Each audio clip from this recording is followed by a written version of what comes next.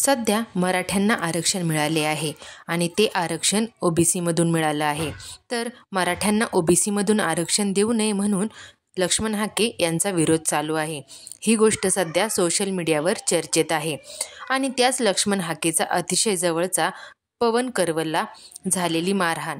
तर नेमकं पवन करवलला का मारलं, आपण ह्या विषयावर चर्चा करणार आहोत. आम्ही पवन करवलला मारल्याचं समर्थन करत नाही. तर घडलं असं, धनगर मोर्चासाठी पवन करवल चाललेले होते. जात असताना ते माजलगावच्या हॉटेलमध्ये जेवण्यासाठी थांबले.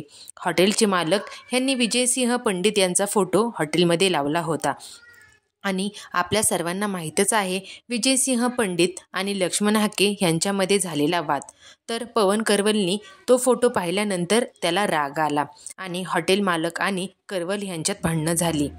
हॉटेल मालकाचा पूर्णपणे वैयक्तिक प्रश्न आहे, त्यांनी कोणाचा फोटो लावायचा, हे झालं पहिलं कारण.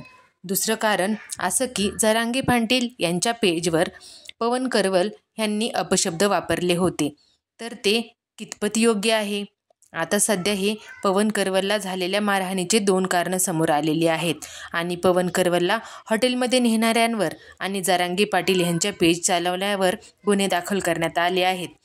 तर ह्या घडलेल्या गोष्टींचा विचार करता ह्यावर तुमचं मत नक्की कमेंटमध्ये सांगा. जय हिंद.